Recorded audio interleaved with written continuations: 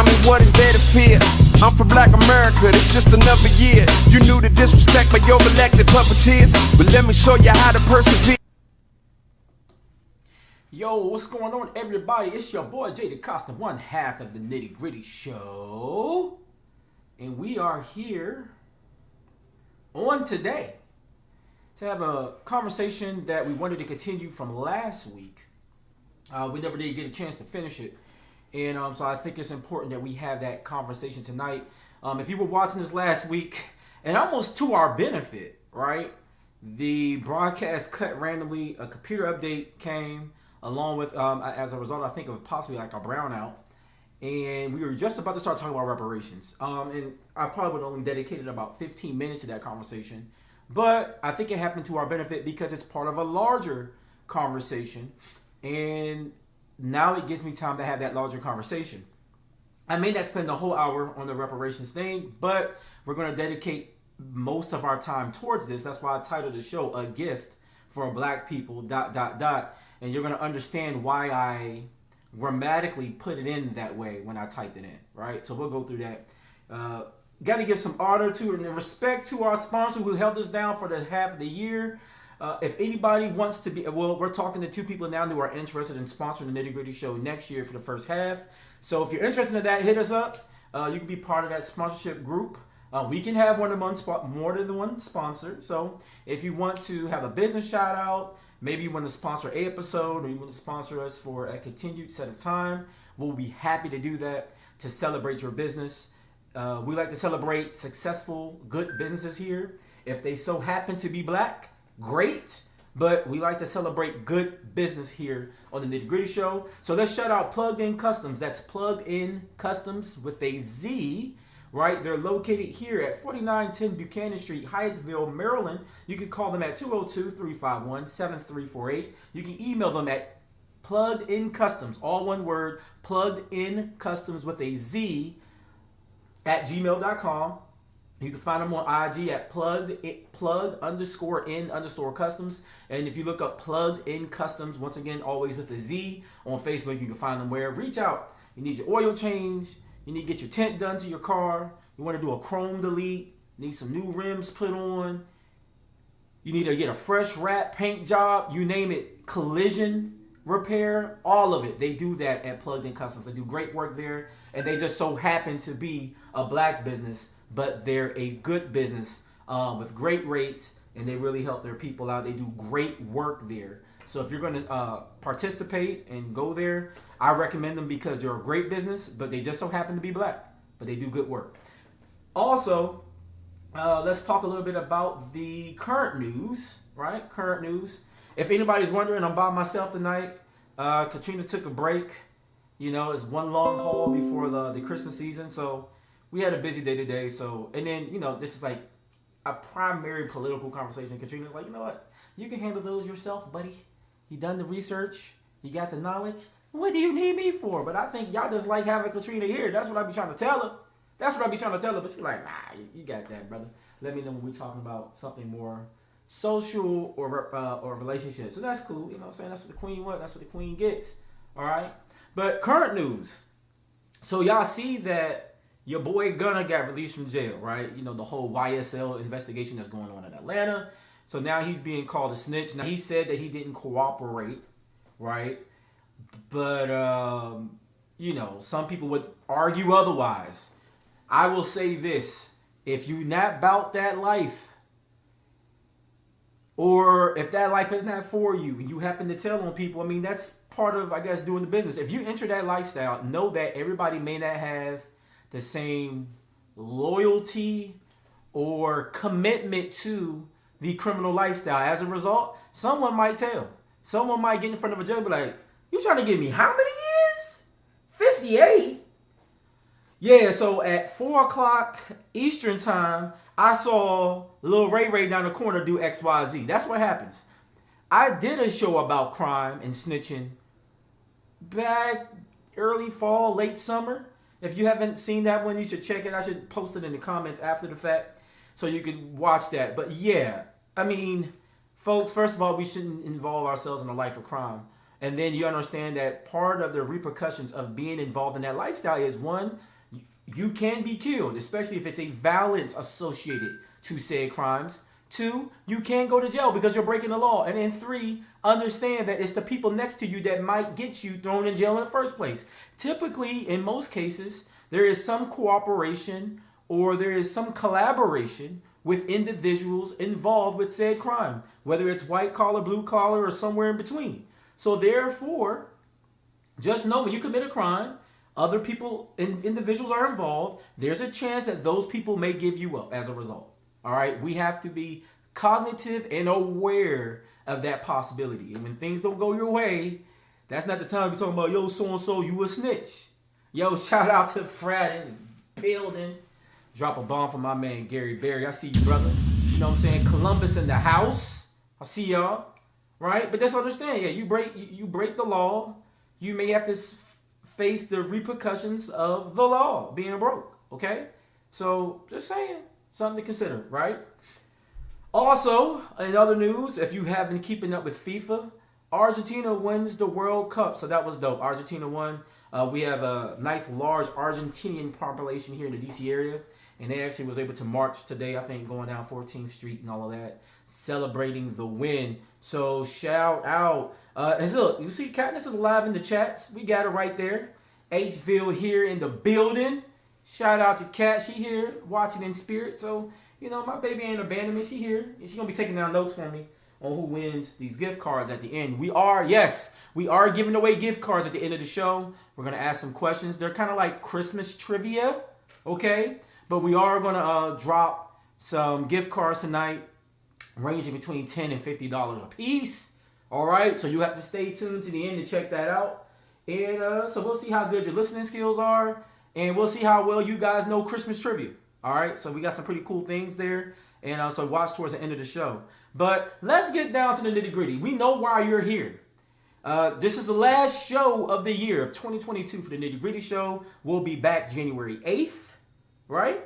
And so we go out on a bang. A lot of times we would have just did a pure trivia night. But one, we wanted to have this conversation on reparations. A lot of politicians are invoking the word reparations into their various conversations. And we figured we would educate our population to be aware of facts, how these things should be dealt with, and understanding the difference between reparations, what's not reparations. Sometimes what we see a lot of is divestment and investment, right?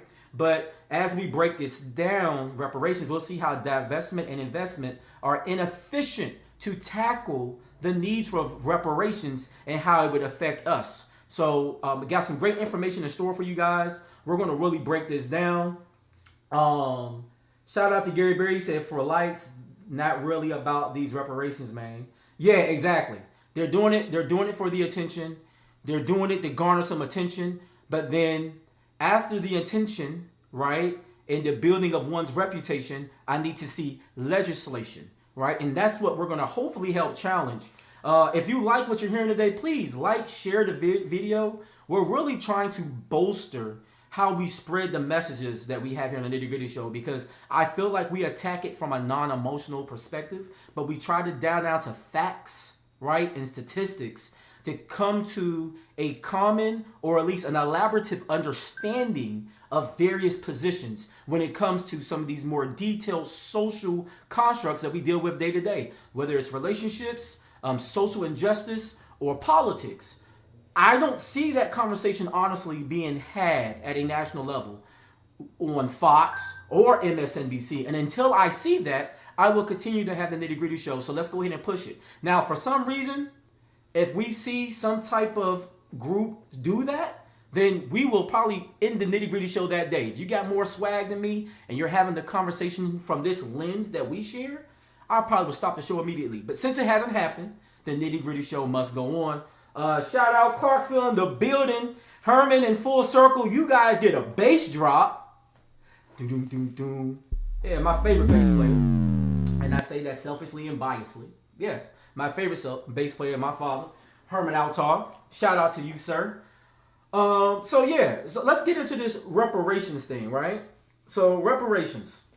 I think the first place to start before I go any further, is we need to define what is or what are reparations. So let's break this down. According to the United Nations, not what some brother thought or whatever. Yo, I see Norman in the building. Let me drop a bomb for you real quick before I go further. I see Norman in the building. Represent Bowie. Bowie in the building, cuz. I got you, sir. But according to United Nations, this is what reparations would be, or this is how we define what they are. Adequate, effective, and prompt reparations is intended to promote justice by redressing gross violations of international human rights law or serious violations of international humanitarian law. Reparations should be proportional to the gravity of the violations and harm suffered. In accordance with its domestic laws and international legal obligations, a state, meaning a sovereign entity like the United States or any other nation, right?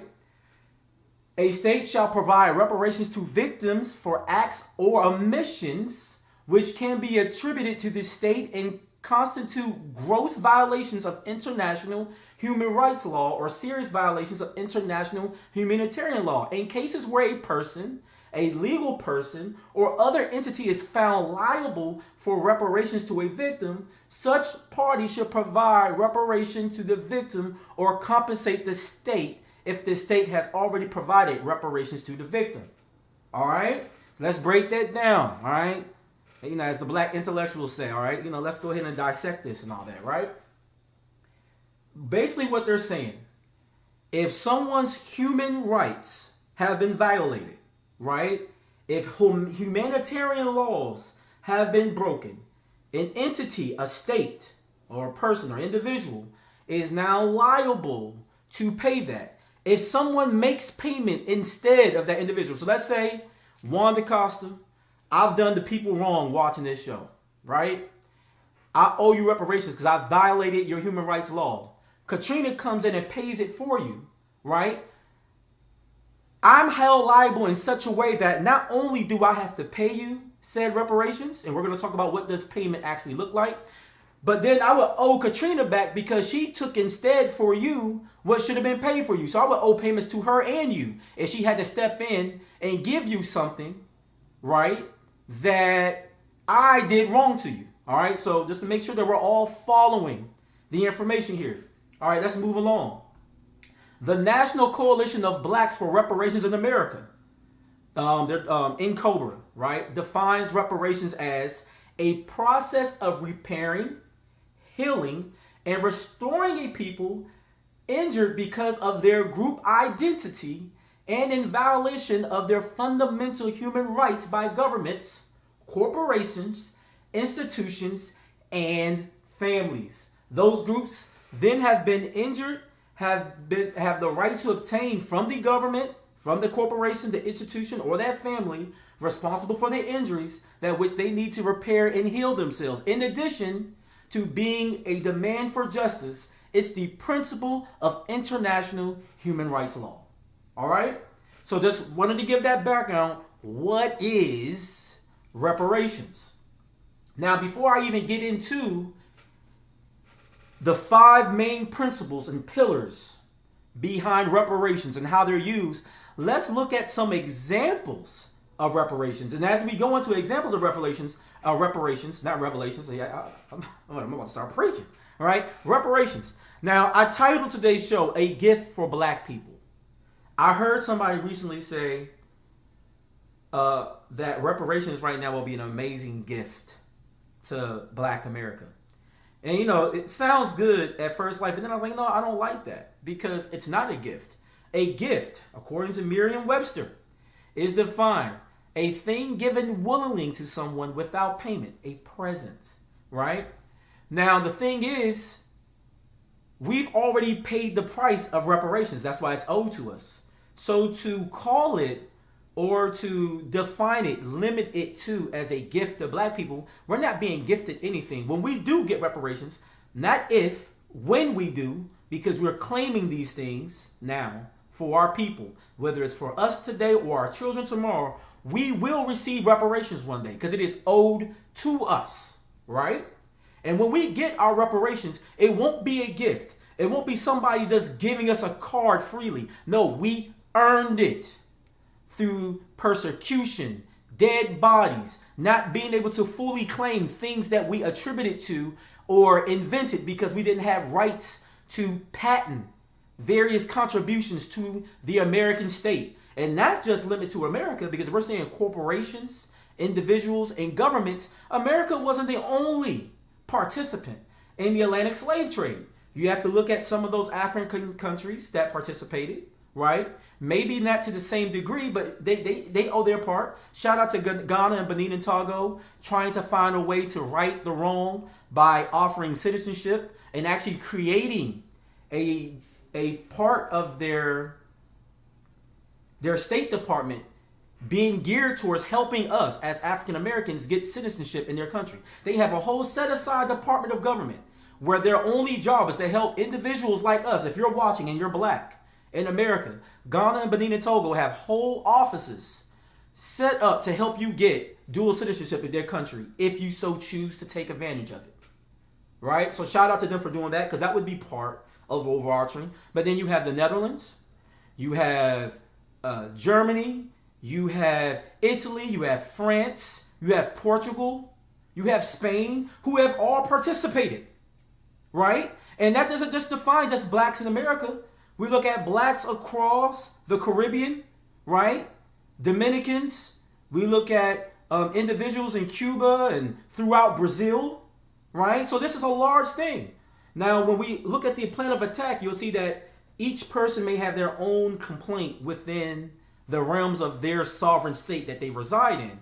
But we can have a unanimous acclaim to the United Nations or through the United Nations. So we'll talk about that some more as we go, but I wanted to make that clear, right? So it's not a gift, because it's something that we already paid the price for. Shout out to Gary Berry. He said, I wonder if we have to prove lineage contribution as a way to gauge the amount of reparations owed. How can I calculate that? That's a good question. We'll talk about that further, but let's just go ahead and address it now. We can address that question now.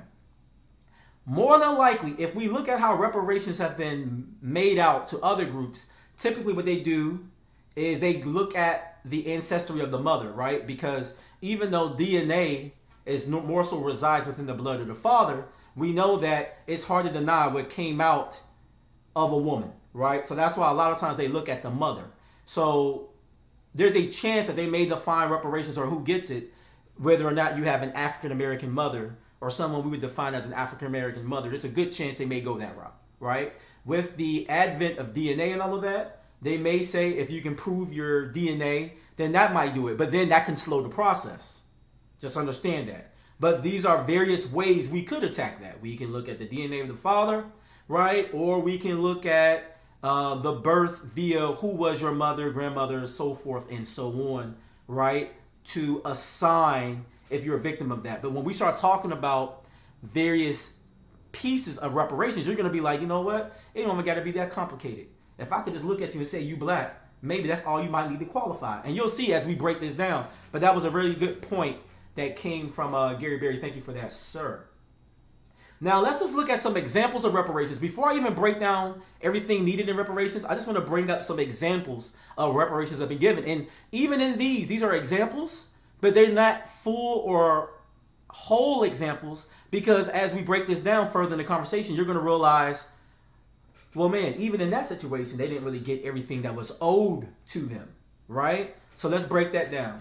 If we look at the Holocaust in Germany, right, and the reparations that was paid to those who were victims of the Holocaust, the closest analog to reparations for slavery and Jim Crow is probably reparations in West Germany that they agreed to pay after the Holocaust. A major component was the $7 billion. Now, this is according to 2014 values. We know that value would probably be increased since then if we looked at 2022. But according to 2014 values, that was $7 billion that West Germany agreed to give then to the young Israeli state. By the end of 1961, these reparation vessels constituted for 2/3 of the Israeli merchant fleet. This was written from Israeli historian Tom Segiv in his book, The Seventh Million. From 1953 to 1963, the reparations money funded about a third of the total investment in Israel's electrical system, which tripled its capacity and nearly half the investment in all the railways, right? So we're seeing the effects of what that payment from West Germany to the Israeli state as a result of the Holocaust. We're seeing what the effects look like, right? And that's why this is probably the best example of seeing how reparations could benefit black people in America by looking at this subject matter or this example of the Holocaust victims, right?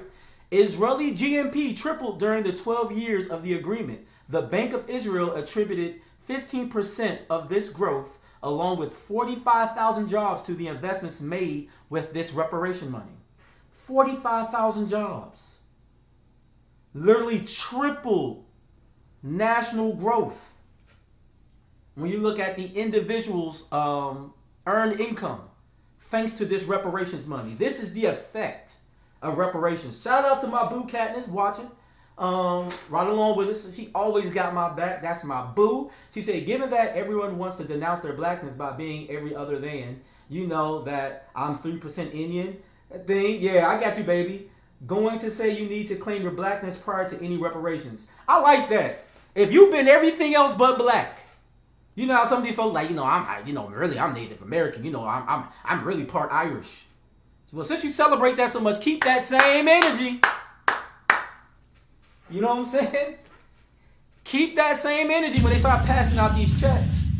When they start offering free universal life insurance, and when they start offering free mental care and free health care. I know Juan was like, what does that got to do with reparations? Everything, when we break it down. Right? Keep that same energy. Remember how mixed you were, how non-black you were.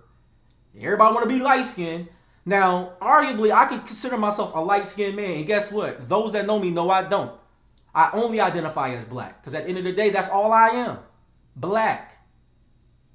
That whole light-skinned, dark-skinned thing is another conversation for another day. We'll go there a different day. But those that know me know I am black. And nothing else. I'm black. All right. Now, but what we talked about even just then was actually just a tiny fraction of Germany's total reparations payments, which totaled nearly $89 billion as of 2012, and largely went to individual survivors.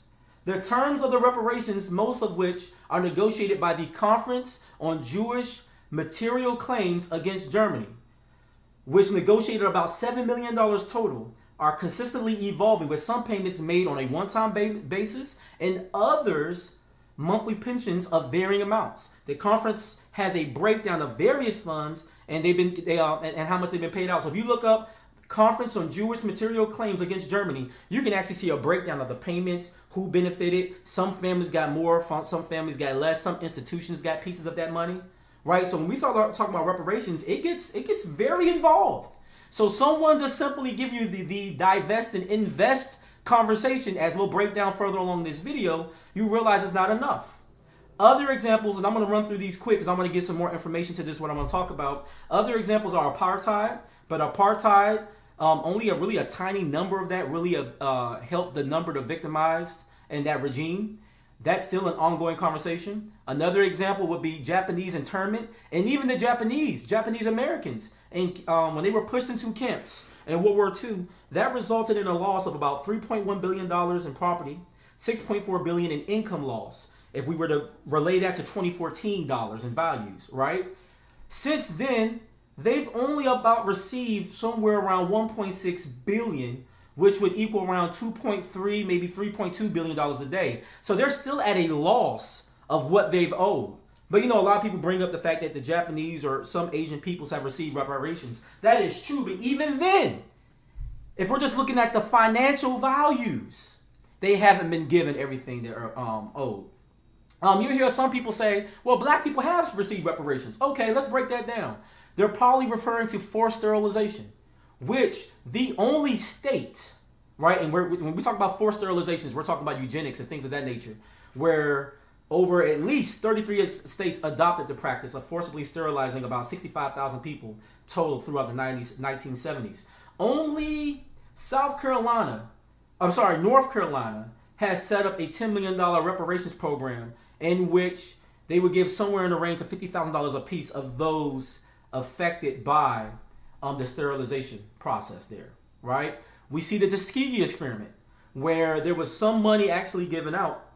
It was actually a $10 million out-of-court settlement to the victims and their families back in 1974, which was around $178,000 for men in the study who had syphilis, $72,000 to their heirs, $77,000 for those in the control group, and $24,000 to their heirs, right? And then, according to the CDC, 15 descendants are still receiving treatment through the program today. So that was a limited program. And then the other one that they could possibly be referring to is Rosewood. You guys may be familiar with the movie. Rosewood was a black town on the Gulf Coast of Florida, was destroyed in a race riot where the counts say at least 6 black people died. Some of those will say through the descendants that it was actually much more than that a lot of them were killed and dumped into mass graves. But in 1994, a reparations package of around $3.36 million, of which $2.4 million today would be set aside to compensate the 11 or so remaining survivors of the incident, $800,000 to compensate those who were forced to flee the town, and $160,000 would go to the college scholarships primarily aimed at the descendants. So here's some very small examples of reparations that we have seen in history, but when you look it up, these are about the only 6 that they can actually go back to, right? So once again, with everybody talking reparations because they're hoping it might boost their profile and get them votes, get a lot of Democrats using this conversation with no intention of legislation, call them out. And with the more information we're armed with, the better. So let's better define. Oh, here we go. Almost lost my notes. So let's better define the 5 things needed. Five things needed in which you need to meet the conditions of reparations. This is what the United Nations, by the way, lines out. This is not my opinion. This is not Kanye West's opinion, right? Because we care too much about what celebrities think sometimes, right? This is not the opinion of the Republican Party, the Democrat Party, some pro-black pan-Africanists, right? No, this is according to the United Nations, the 5 things that must be met to fully flesh out reparations for a group that needs it. Yeah. For all my poetry folks, I remember back in the day. All right, so first thing is cessation and assurances and guarantees of non-repetition, right? Under international law, a state responsible for wrongfully injuring a people is under an obligation to cease the act if it's continuing and offer appropriate assurances and guarantees of non-repetition. So it's not enough to say, if we're talking about us, black people, it's not enough to say, oh yeah, we're going to give you a check. First of all, if there's any possibility of slavery coming back, ripping black people from their families, right? Destroying the character or the countenance of black people in America, it has to cease immediately. And we have to make sure that there is legislation passed to ensure it never happens again.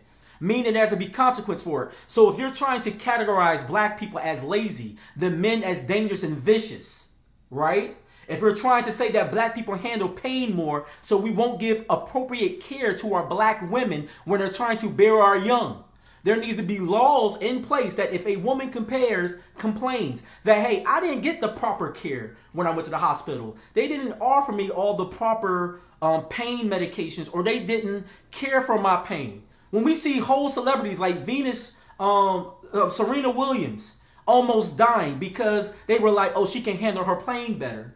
These are things that would need to be this is what protected, under cessation and assurances and guarantees of non-repetition. This is how you make sure that doesn't happen, right? You have to put laws in place to say, okay, if this ever happens, these folks will face criminal judgment. They can be disbarred. They can lose their license to practice because there's something in place with the state that says this is wrong. It stops the day. We will not continue it. All right? We like to talk about a check, but what good is a check if you can still kill me tomorrow with an improper police stop? What good is a check if my wife gets pregnant and she goes to the hospital and God forbid lose her life because you didn't have enough care towards her pain or her complaint? You see where I'm going? So we have to make sure that we have assurances that this type of information or this type of damnation will not happen to us again. That I don't have to suffer these same kind of losses. Second thing that has to be met, restitution. Restitution means to reestablish the situation which existed before the wrongful act was committed. Changes traced to the wrongful act are reversed through restoration of freedom, recognition of humanity, identity, culture, repatriation, livelihood, citizenship, legal standing, and wealth to the extent they can be. If they cannot, restitution is completed by compensation. Now we're getting closer to that check, but let's stick with this restitution. So if my family, we won't even say kings and queens. Let's take it a step back, right?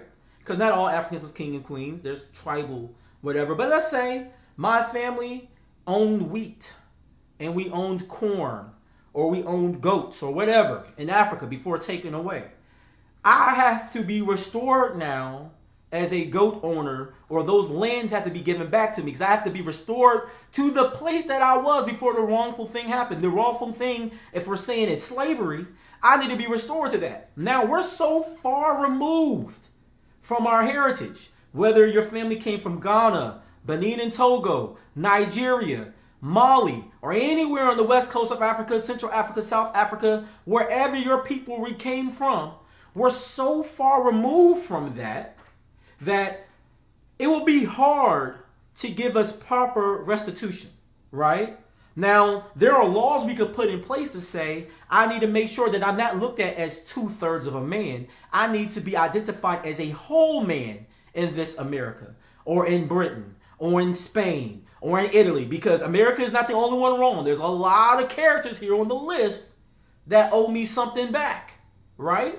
I need to be restored to that. But if I can't, that's when we come into compensation. Now, this is the third thing on the list of 5, right? The injuring state. Hold on, let me move this remark just because I got any more remarks coming up. All right, cool.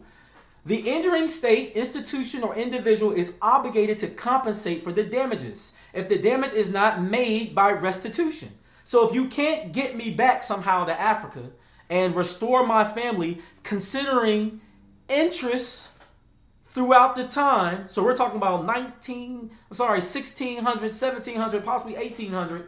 If I can't get back the amortization of that interest to restore me to that place of what I would have been, now you got to compensate me. So now we're looking through every time an invention was made, whether it's the filament in the light bulb, whether it's the traffic lights, or how we helped build the White House, or all these industries that profited from us, whether it's mining gold and diamonds in Africa, whether it's taking care of the cotton fields, whether it's rice, wheat, anything that we had free labor and contribute towards it. And at the result of it, we were beat, ripped from families, sold as property. Keep in mind, sold as property. Property has what? Insurance. There are the New York Life Insurance Company, AIG, and the list go on. A lot of these companies had different names back then, have morphed to new things. But guess where the foundation of a lot of their profit and money came from? Insuring slaves for slave owners. They also, because they played a part, mind you, we can go after individuals and institutions as well. They would have a part to pay back to me as in compensation. Are you guys following me? All right. Hope this is not too much information. Hope it's not too heavy for you.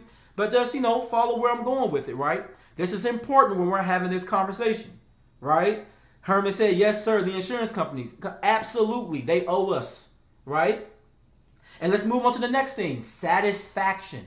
Satisfaction is part of full reparations under international law for moral damage such as emotional injury, mental suffering, and injury to cessation, restitution, and compensation do not bring full repair. So sometimes, listen, making sure it don't happen again, trying to restore me back, or even giving me a check is still not enough. There's damage now that's done that has to be repaired. And now there's something broken here. So therefore, I need somebody to give me a full apology and acknowledge damage done to me. If you don't do that, then that's not full reparations. Okay? And then last but not least, we're going to break this down some more. Rehabilitation. Rehabilitation shall be provided to include legal, medical, psychological, and other care and services. I know you guys are saying legal. Are we going through the law? Well, keep in mind that let's say if the United States decided they're going to do their part federally to address reparations here in America. In doing so, then they need to set aside programs to help us as individuals legally go after the insurance companies, to legally go after the wheat industry, the corn industry, the orange industry, or the estate of someone like the Edison family in Westinghouse who benefited from the invention of the light bulb, but the person who invented the filament never got anything. Maybe that's something more so for that individual family that should get that money, the Latimer family. But they should provide us the services, so we shouldn't have to pay for any legal fees. Medical, free medical. Forget Obamacare, that helps everybody. No, specifically African Americans. We need free medical for the rest of our life. Free psychological services. So therefore, before you name my child being unable to learn, no, how about my child gets a free counselor and specialized services outside of the school to help with their psychological well-being? You see the difference here? We see how so much more involved that reparations is in this conversation. It's not simply run me a check. Oh, I want a check though. I mean, don't get me wrong. Give me my money, okay? What did Rihanna say? Better have my money? I didn't say the whole thing, YouTube. Y'all can't mess up my surveys, all right? But we, like my baby said, Katniss, free therapy, all right? Now, let's talk about what reparations are not. So we can get into this divest versus invest conversation, right? This is what reparations is not. There has been a lot of confusion about what reparations are and what they are not. Some presidential candidates have claimed that universal programs like baby bonds are reparations. They are not. Other people have claimed that individual GoFundMe campaigns for their own benefit are reparations. They are not. As explored before in this conversation, reparations include 5 key components: cessation, assurance of non-repetition, restitution, compensation, satisfaction, and rehabilitation. Reparations are a concept rooted in international law that involves specific forms of repair to specific individuals, groups, or people, or nation-specific harms that they have experienced in violation to their human rights. Therefore, reparations cannot be achieved simply through acknowledgement or an apology or an investment in underprivileged communities. Yeah, remember those red zones, opportunity zones? That ain't good enough, and we're going to break that down a little bit further. So once again, reparations, what it's not. It's not just saying sorry for feeling bad while avoiding accountability for individual or collective contributions to the violation, or while benefiting from the harm, whether through inheritance or ongoing privileges. Paying an individual black person's bills, that is not considered reparations, folks. Donating any, and now hold on, let me stop with that one for a while. Because we've seen a lot of billionaires say, well, I personally gave some folks I know some money. Oh, I personally sent all kinds of school. I know some folks who have benefited where, they had a family tie and somebody paid for their school, but that doesn't equal reparations. We can't say, oh, well, reparations are good. I know 3 black kids that got free college because a really nice white woman decided to give them free school. That's not reparations, folks. I'm sorry. It's a nice gesture, and that's dope for those that do that. We appreciate you, but that doesn't take the place of reparations. Also, this is not reparations. Donating any amount of money to a black institution unless accompanied by acts of repair, restitution, and efforts to leverage power, influence, and resources to ensure that cessation and non-repetition are met. Simply writing a check is not reparations. So, to Harvard University, Cornell, all these Ivy League schools that be like, well, we got a black scholarship. Hello, that is not reparations. That's a nice gesture. But unless you are taking care of the acts of repair and restitution and all these other things, that's not truly reparations. It was just a nice gesture. You help some black folks go to school, and guess what? We appreciate it, but it's not reparations. Don't at me. Learn from me. All right? Now, the vision for Black Lives includes a series of demands calling for divestment from institutions that harm black people and investment in institutions and programs that will improve our overall physical, social, economic, and spiritual well-being. This is not the same as reparations, which require specific forms of repair to specific groups of people for specific harms they have experienced. Both reparations and divest and invest strategies are essential to our collective liberation, sure, and well-being, but they're not distinct approaches to achieving our goals. All right? But they are distinct approaches, right? So they're different. I'll take divest and invest as long as we can get it, but keep in mind that we'll never replace reparations, and our end goal, our North Star, is reparations. Period. Nothing less. Nothing less. So what we're going to do is we're going to break down that example that M4B put down, right?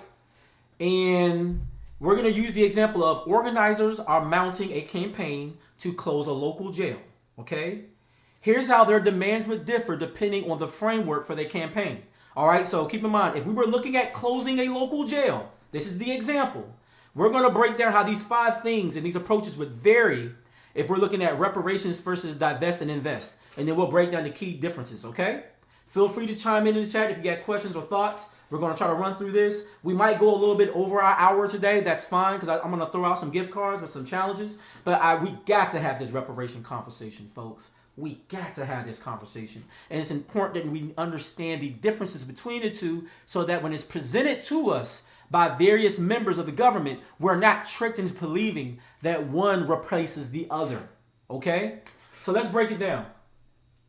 If we wanted to identify the harm in reparations, it would be people are incarcerated in the local jail, incarcerated in the local jail experience a number of harms, including physical, sexual, and spiritual violence, loss of liberty, employment, housing, family relationships, adverse health impacts, and more.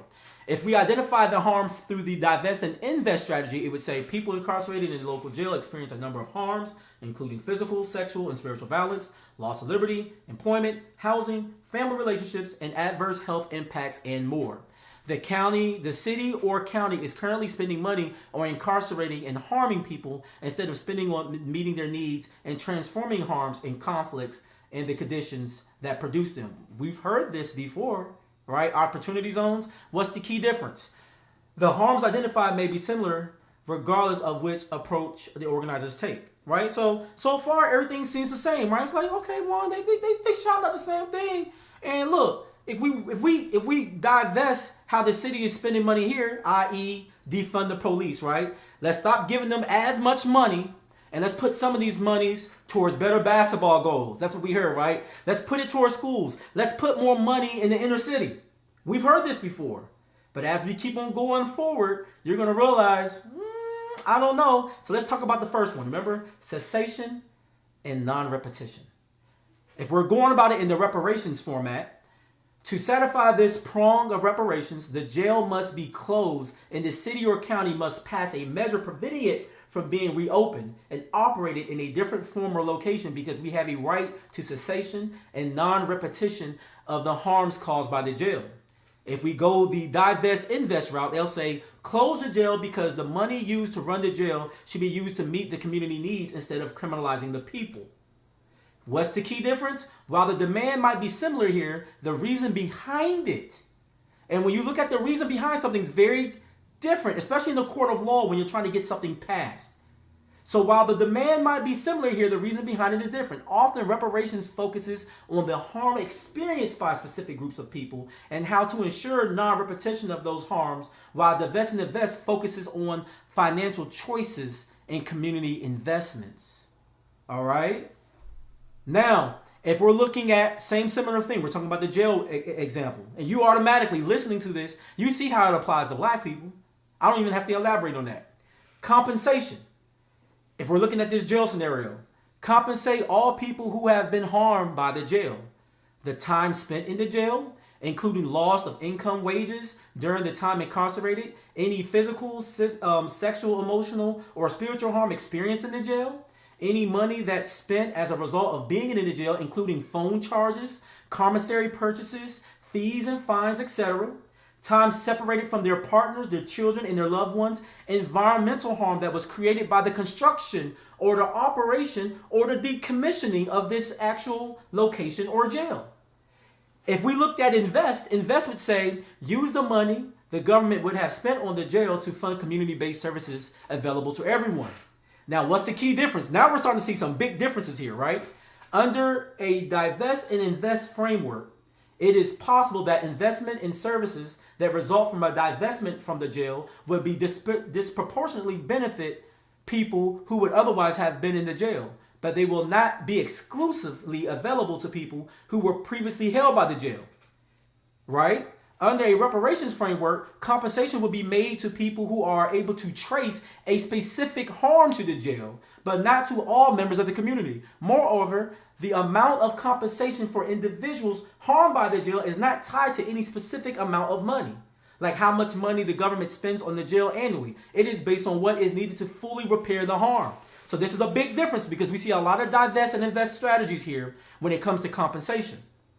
And what they're always saying is opportunity zones. So let's use DC as an example.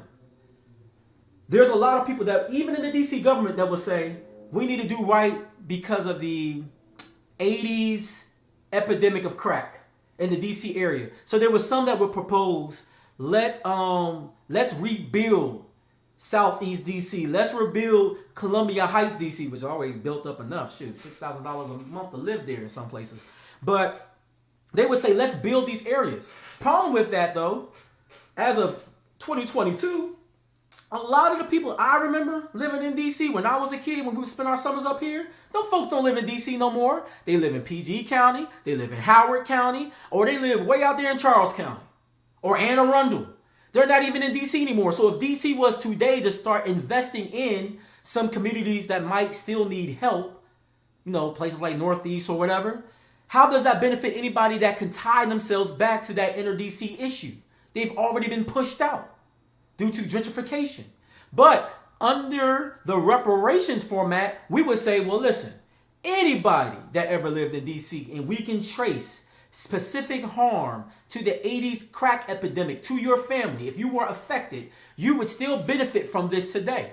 It may not be in the city's budget, but this is what owed, and they're going to have to figure out how to get that money. Maybe they can pull it from all the money they make from all these citations they give you on these cars being parked in the wrong place. Oh, the money's there. They may not want to spend it on it, but the money would be there, right? And this will be a way to help all those families that were affected by the 80s crack epidemic and DC's government's part in it. This is how they could fix it. Because just fixing DC right now only benefits the residents there. But how about people who have moved out there since then? Right? This is the difference. And the difference is important. So this is how we challenge our lawmakers when they want to invoke, yeah, I think reparations is a good idea. Well, excuse me, sir, what you just gave me sound like divest and invest. Opportunity zones, that's great. But if I don't have the money or the resources to invest in those areas like Baltimore is giving away houses for $1. But if you don't have the money to secure a loan that allows you to construct said house or reconstruct or update that place, right? That might run you $100,000 to $150,000. You still can't even take advantage of $1 home. So then who ends up buying those dollar homes? People with money. And that sounds more like divest and invest.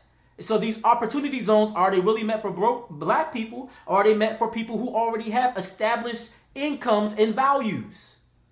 Big difference. All right. Now let's attack this situation if we're looking at the other thing that has to be met: restitution and reparations. Right? Repatriation. Sorry, restitution and repatriation. We would have to restore people who were held in jail to the position they would be in had they not been held in jail, including restoration loss of housing, including returning them to the communities they were taken from under conditions that they enable them to reconnect with their communities and families in a meaningful way, employment, child custody, voting rights, citizenship, immigration status, or property.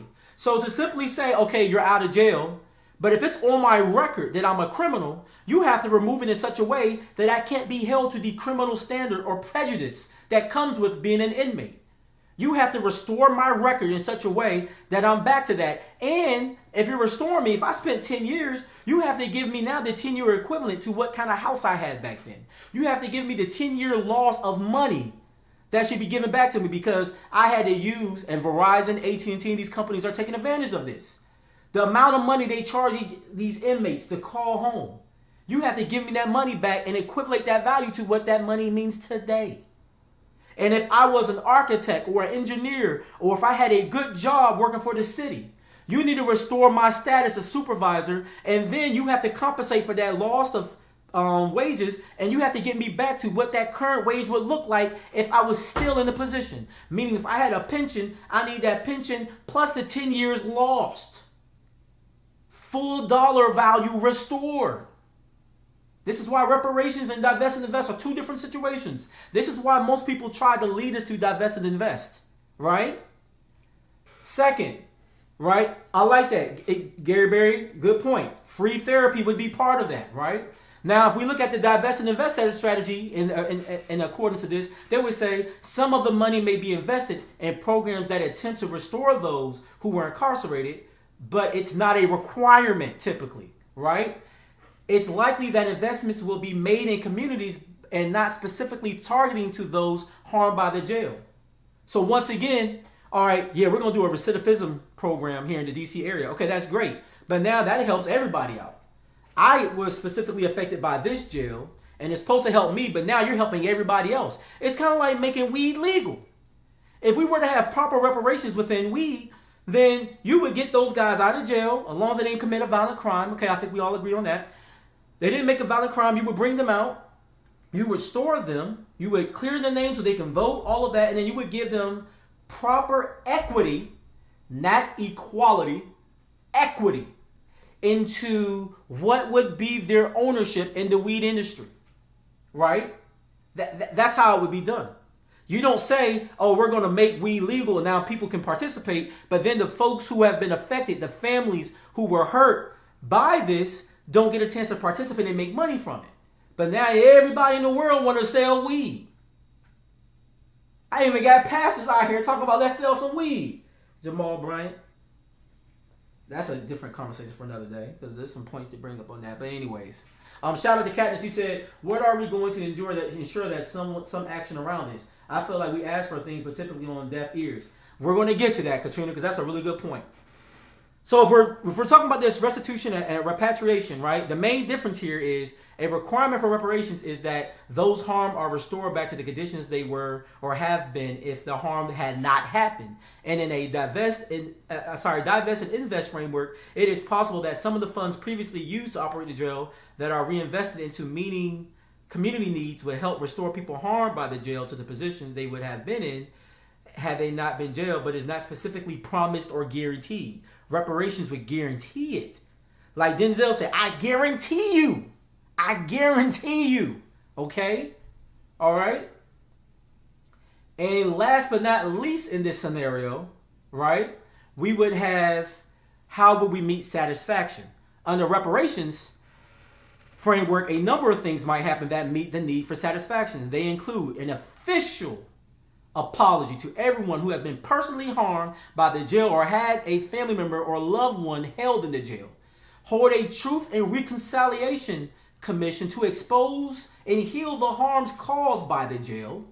Build a memorial to those harmed by the jail and hold an annual free jail event to educate the public about historical harms caused by the jail to ensure that they will never be repeated again. Under divestment and investment, there is no guarantee of an apology, memorial, or healing process under divest and invest. This is why CRT, which by the way, critical race theory isn't even being taught and it has not been taught in the K through 12 academic situation. It has not. Has not been taught, but there are some people that will act as if it's being taught. It's not being taught. It is a collegiate level study on how a system could be racist or inherently racist, even if the people participating in the system are no longer racist or not racist. Right? So taking care, not allowing a child to read Uncle Tom's Cabin, not reviewing the Martin Luther King speech, trying to cancel Black History Month out of the school, you're not attacking CRT. You're just trying to erase history. And that is a direct affront to satisfaction when it comes to reparations. A direct affront. And then rehabilitation. To satisfy this prong of reparations, the state would provide healing services to those directly impacted by the incarceration. This could include therapy, healthcare, acupuncture, or any other healing services that those impacted rehabilitate and cover. And the divest strategy, they simply say, while some of these investments may go into healing services, they are not necessarily specifically catered to those impacted. Rehabilitation for those harmed is a requirement for reparation. It is not a requirement for divest and invest. Let me break that one down real quick too. Right? So, an example of how broken Black people are, especially when we talk about racism, look at the doll test. Now, in the doll test, if you were to line up, they typically line up either a black and white doll or a range of dolls ranging from black to white, right? Now, for a white kid to look at the doll and they say, which one you think is more beautiful? The white kid may naturally say the white doll. And guess what, guys? Contrary to your belief, that's actually not a problem. Believe it or not, it's not a problem. Because psychologists can prove that most people are typically attracted to someone that resembles themselves or that looks like them. So if a white man says, I want an alabaster woman with all the trappings of a Dolly Parton, there's nothing wrong with him saying that. Because he's saying, I want someone that resembles me, my culture, and what I look like.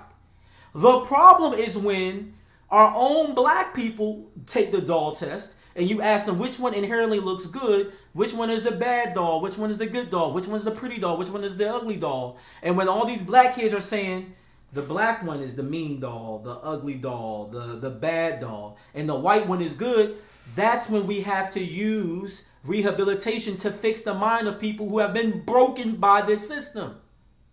There is no reason why a Black person doesn't look in the mirror and not love what they see, not love those full lips, that big nose, those things that characteristically that Black people have in our countenance. It's a beautiful thing, right? We should celebrate that. The strength in our bodies,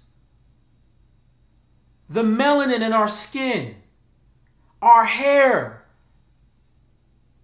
It's all good hair. It's a crown. It stands up naturally on our head. It may not wave down, but it's beauty in what it naturally looks like as it grows out your head. This would add to the rehabilitation process, fixing our own mentality towards ourselves, our inability to trust Black business, being scared of a group of Black men sitting on the corner. Why should I be afraid of my brother? I love my brother. This is what we would repair through psychological, therapeutic measures so we can love ourselves again. To realize by ourselves we are enough. Black women, by yourself you are enough. You don't need lip fillers. You don't need to add more booty. You don't need to get weave. You don't need to wear the makeup. By yourself, Black woman, you are enough. Black man, by yourself, you are enough. You don't have to assimilate to practices of other cultures. You by yourself, Black man, are enough. And we need to understand that we naturally, how we look, how our hair grows, the countenance of our face, we are enough. No, you are beautiful. I had to look directly in the camera for that. Because some of us don't understand. We out here filtering our images. We out here cropping ourselves. We're putting up all this makeup and trying to change what we look like, not realizing that we are already enough. You are enough. Period. Okay? But this is what rehabilitation under reparations could help cure or start fixing. Because it may not benefit me today, but maybe my children tomorrow. I know this is a longer show, y'all, but I thank you guys for sticking with me. It's the last show of the year, so y'all don't mind going a little bit longer, do you? Hit me up in the comments. Give me a 100, a heart, a like, a thumbs up. If this is good, we need to keep on going. We're near the end. And then we're going to ask some questions, give away some gift cards, and that's going to be the show. Okay? So anyways, in closing, in wrapping up of this conversation, we're going to go to some some cool little questions and like give away some stuff. Let's go over these 5 facts, right?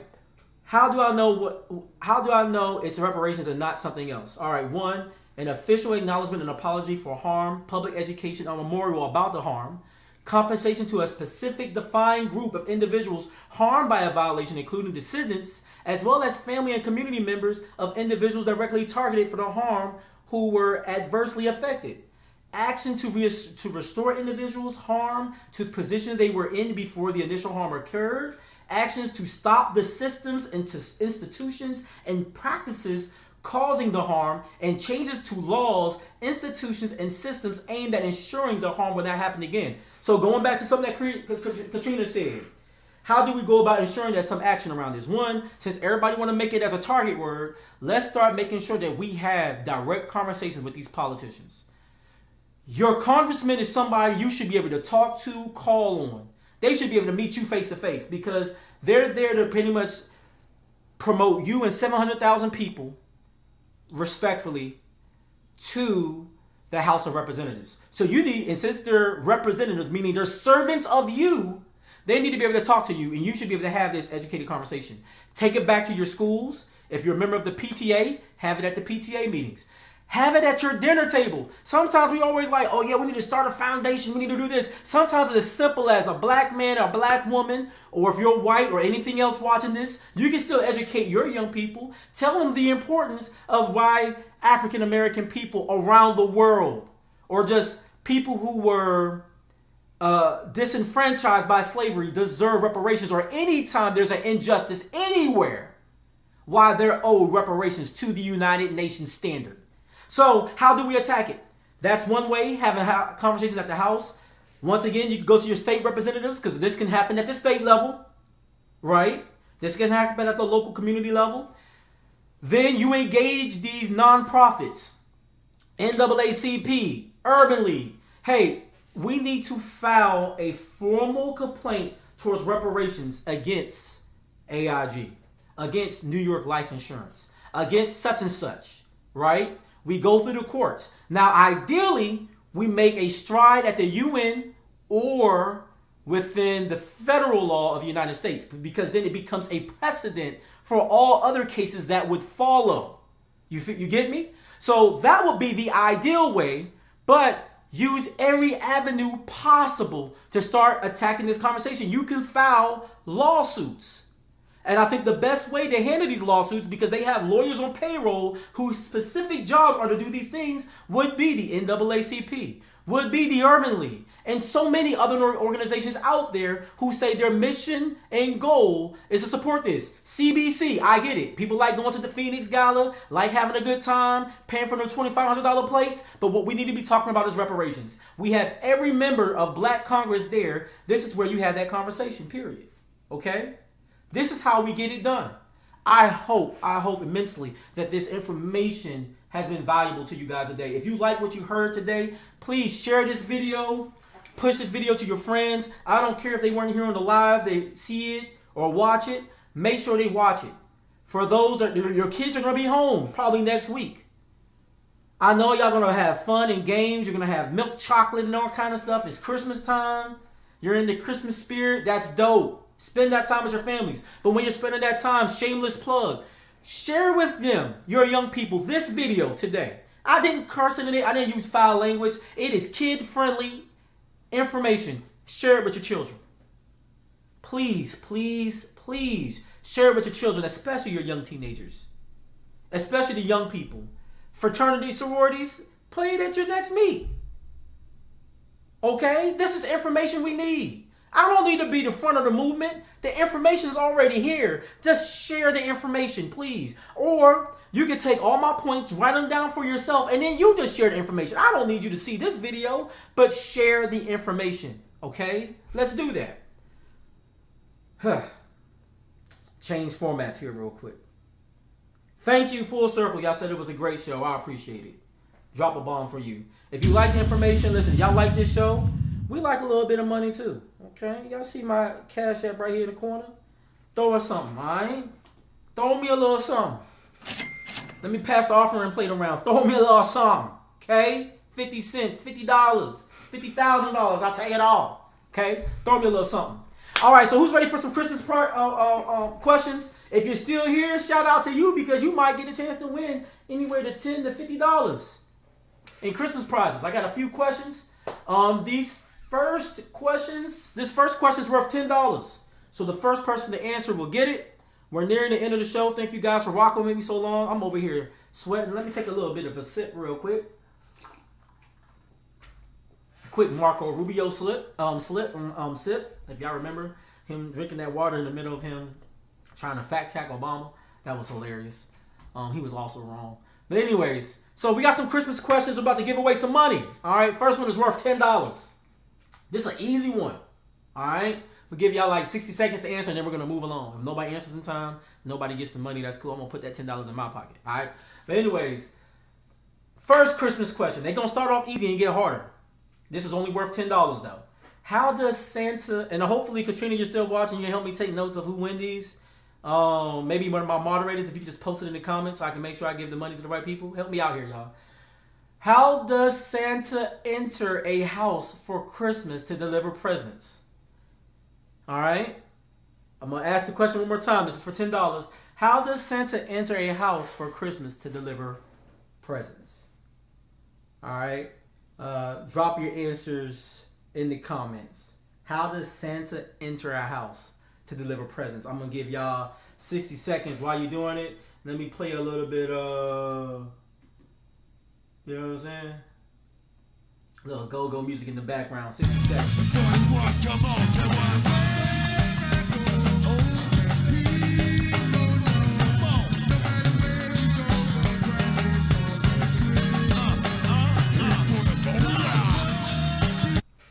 If you're watching, once again, how does Santa enter a chimney to give presents on Christmas? All right, I don't have any answers. So since nobody answered, I'm just gonna move along to the next one. All right. But the answer is, so if you put it in the chat down, don't count. The answer is a chimney. He goes through a chimney to give the presents. All right. I thought that was a simple one. All right. Another one for $10. Nobody got that one. All right, cool. That's some money in my pocket. Money in my pocket. All right. How does what two lists does Santa have for children? Once again, what two lists does Santa have for children? All right. Real quick, first answer gets a $10 gift card. First answer gets a $10 gift card. All right. First Soka got that one. We're going to send you a gift card, $10. Yeah, and he is absolutely right. Naughty or nice, nice or naughty, same thing. He's making a list. He's making it twice. Going to find out who's naughty or nice. Santa Claus is coming to town. Santa Claus is coming to town. Santa Claus is coming to town. I don't sing as good as Katrina, y'all, but this is all y'all got tonight. I'm sorry. All right, so that's $10 for Herman.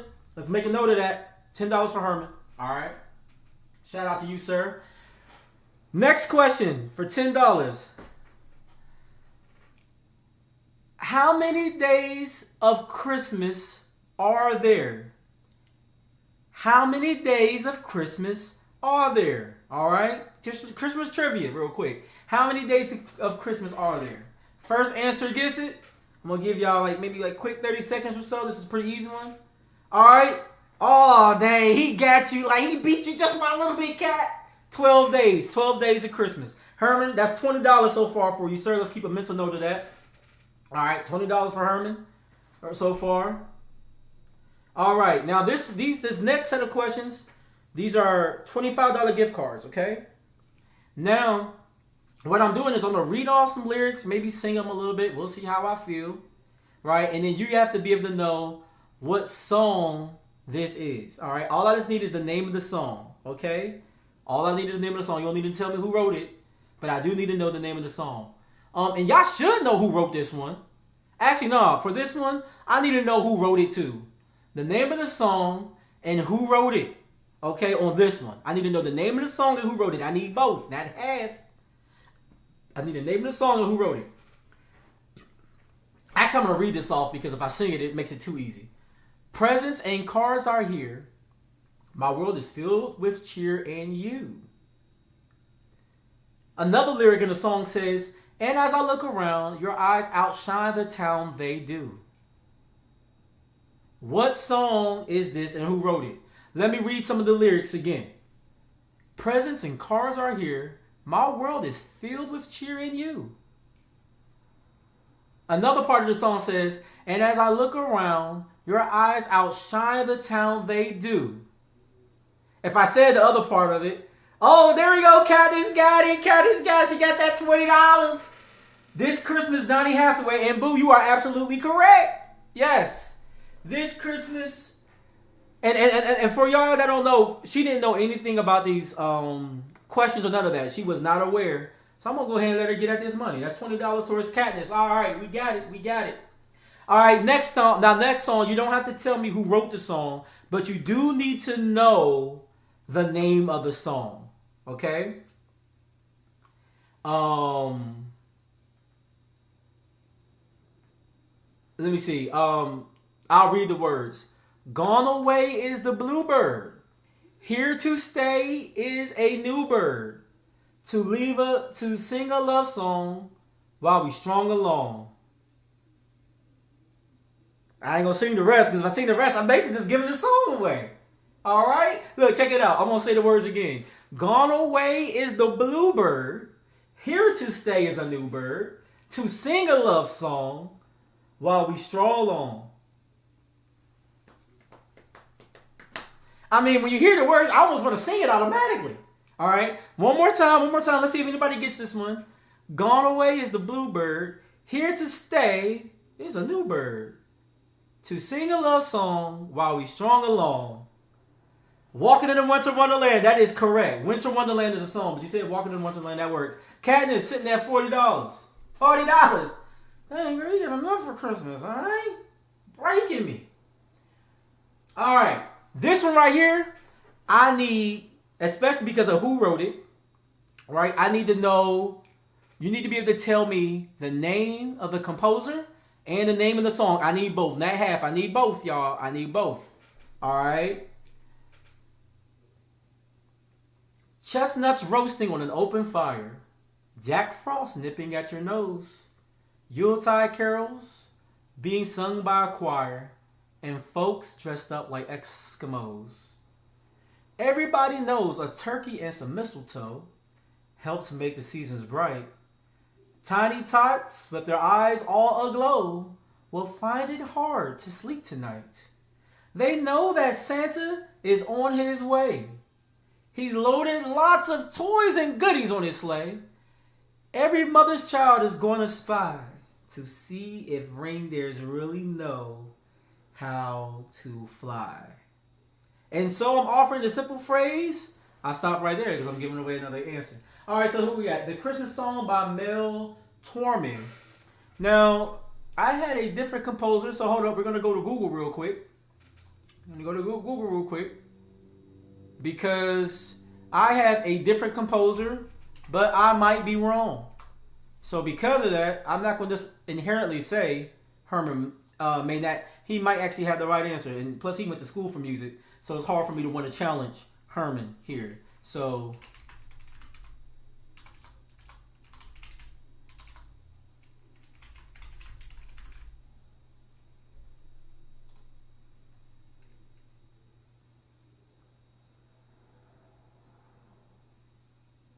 oh, okay. So I had the wrong name listed. All right. So the correct answer is The Christmas Song by Mel Torme. That's the original writer of the song. The most recognized singer of the song is Nat King Cole. And I had incorrectly had Nat King Cole. So shout out to Herman. He got that right. It's The Christmas Song by Mel Torme. Right? So that's $20 to you, sir. So Herman, I think you're sitting at 40. Katrina, you're also sitting at 40. Shout out to you guys getting this money this holiday season, all right? I rock with it. All right. We're coming up. We got the last two questions. This one is worth 20. The last one is going to be worth 50 because it's like a trick question. But, all right. Second to last question. What song is this and who wrote it? Same kind of category. I need to know who wrote the song and what song it is. All right. Someday at Christmas, men won't be boys, playing with bombs like kids play with toys. One warm December, our hearts will see a world where men are free. Someday at Christmas, there'll be no wars. When we have learned what Christmas is for, when we have found what life's really worth, there'll be peace on earth. All right? But I need the whole thing. I need to know what's the name of the song and who wrote it. You got to put down the name of the song and who wrote it. I see there's a partial answer, but I still need to know the name of the song.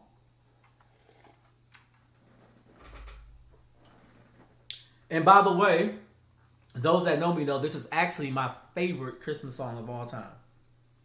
Second close to that is probably the Christmas song.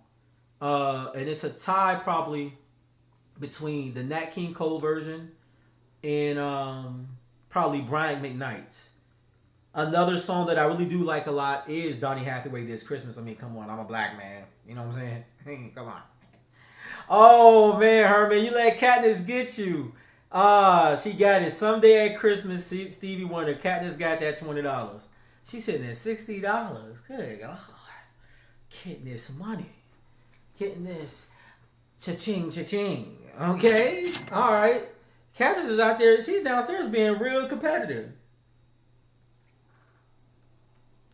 You got to put the whole thing in there. Someday at Christmas and Stevie Wonder. At least my view of the chat, Katniss got in there. She got it in there. She got the whole thing in there first. The whole thing in there. Herman being competitive tonight. I don't blame you, man. I don't want that $20 too. But here, you got a chance to be competitive again. And this is a trick question. Now you might be able to get Katniss here because you know she's kind of a young buck, so she may not get this one. Now here's the thing. This one's a little bit of a trick question. I'm pulling it from music as to how I got the answer. I'm gonna give you a little hint. I'm pulling it from music. For $50 question right here. What are the ages of a kid according to the Christmas song? And I didn't sing this lyric because I would have gave you the answer. Okay? But what are the ages of a kid according to the Christmas song? So I'm offering this simple phrase from kids to, although it's been said many times, many ways, Merry Christmas. Merry Christmas to you. That's not it. Herman says 6 to 92. That's not it. No, 92 by itself is not it. What are the ages of a kid according to the Christmas song? I need the full answer. Full answer.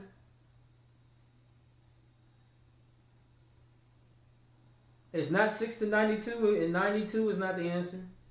Okay. God, Jesus. She got it. I can't believe she got it. I didn't think she was going to get this one. From 1 to 92. Herman that answered again from 4 to 92. No, it's 192. In the Christmas song it says, so I'm offering the simple phrase to kids from 1 to 92. Although it's been said many times, many ways, Merry Christmas to you. Yep, that's it. From 1 to 92. So if you're 93, you officially ain't a kid no more. Katniss says he had to sing it. Yeah, when you sing it, the words kind of naturally come.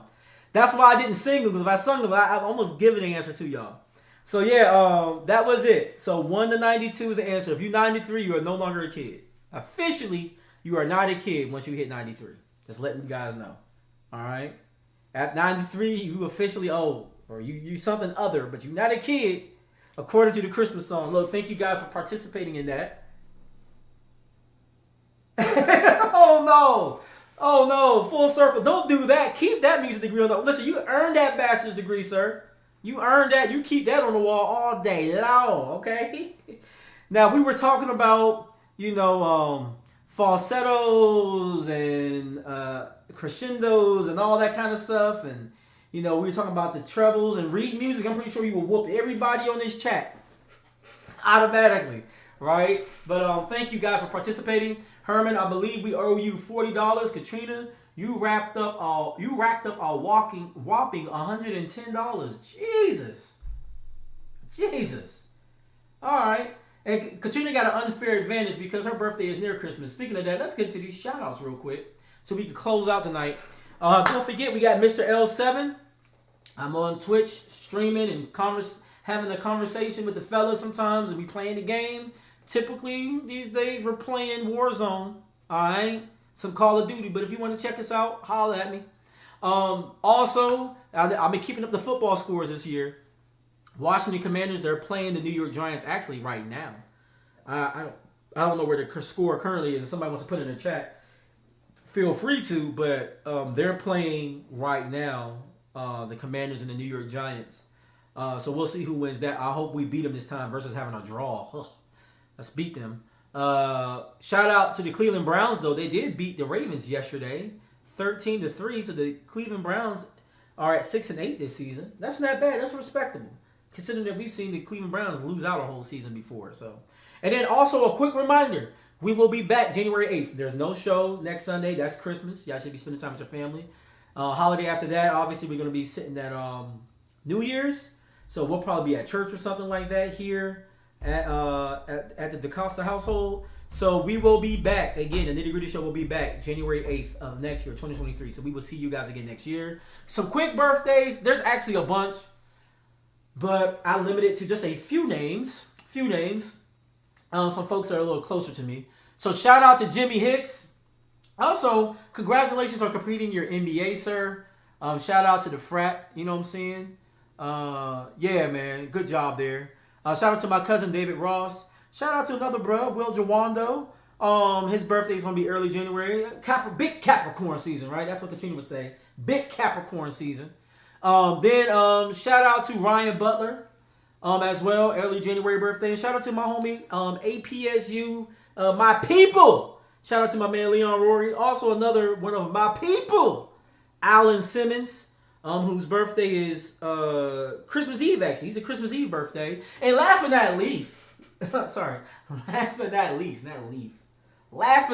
my baby, my boo. You are so special to me. You mean the world. You really do. You mean the world to me. Unfortunately, last year, I know we didn't really get to celebrate your birthday the way we should have. I'm going to get my man Paul to sing to all of you guys real quick. Happy birthday. But yes, to my boo, Katrina DaCosta, we should be celebrating her birthday on the 29th. I love you, baby. So many more years to come. And I'm going to hit you guys with this Paul real quick. 1 second.